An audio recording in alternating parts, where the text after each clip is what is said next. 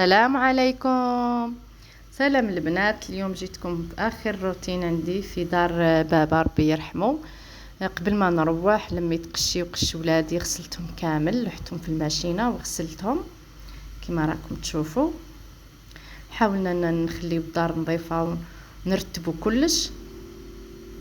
بعد ما كملت الغسيل رحت سيقنا الدار، هزينا فراشنا اللي كنا نفرشوه، خرجناه يتشمس ونظفنا الحاله وغطينا كلش. وان شاء الله باذن الله العقوبه المره الجايه ان شاء الله نتلموا في الخير ان شاء الله.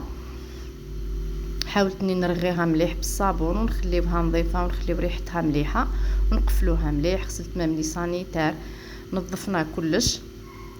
فرشت الصالون هنايا، مازال ما رحناش، مازال ما تفرقناش كامل، كاين اللي راح وكاين اللي مازال ما راحش.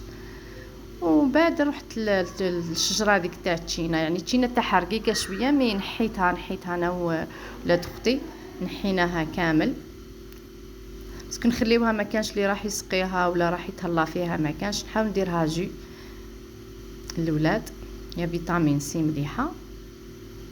هما كي شويه عاليه، الولاد كانوا يتعافروا معاها، مي حاولنا نقصوا منها شويه، ما نحيناهاش كامل، خلينا فيها شويه البعاد هذوك ما نحيناهمش.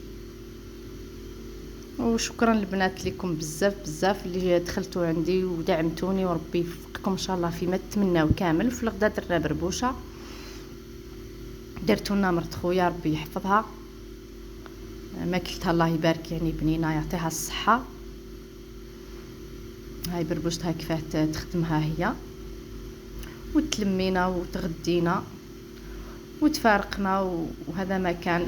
الدنيا هذه الايامات تجري والعمر ويفوت، وسعدوا يا اللي دار عمل صالح. وهذه القطه تاع ما تروحش من الدار، ما تقعد الدار فارغه، هي مسكينه تبقى كي تشوفنا جينا تبغي تدخل اي مريضه شويه. وفي العشيه خرجنا شويه للجنان، تمشينا ودرنا ودعنا كلش وتفارقنا، وبارك الله فيكم وسلام.